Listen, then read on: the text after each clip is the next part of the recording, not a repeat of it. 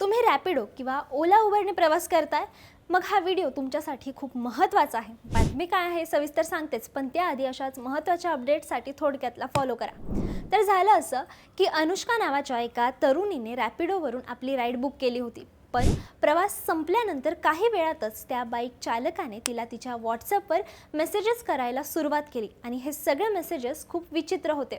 अनुष्काने या सर्व संभाषणाचे screenshot social मीडियावर शेअर केले आहेत। यामुळे सोशल मीडियावर खळबळ उडाली आहे।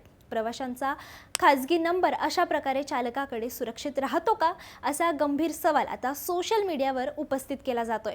या सर्व प्रकारामुळे महिलांच्या डेटा प्रायव्हसीवर मोठी टांगती तलवार निर्माण झाली आहे। प्रकरण व्हायरल होताच रॅपिडो कंपनीने तातडीने माफी मागितली असून दोषी चालकावर कडक कारवाई करण्याचे आश्वासन दिले आहे। तंत्रज्ञानाच्या युगात सोयी सुविधा वाढत असल्या तरी अनोळखी व्यक्तीला आपला नंबर मिळणे ही भीतीदायक बाब आहे। त्यामुळे अशा ॲप्सचा वापर करताना नेहमी सावधगिरी बाळगा आणि संशयास्पद वाटल्यास तातडीने तक्रार करा। आपल्या सुरक्षिततेशी काहीही तडजोड करू नका। ही बातमी खूप महत्त्वाची आहे, त्यामुळे जास्तीत जास्त महिलांपर्यंत ही बातमी शेअर करा आणि अशाच महत्त्वाच्या अपडेटसाठी थोडक्यातला फॉलो करा। बातमी म्हणजे थोडक्यात।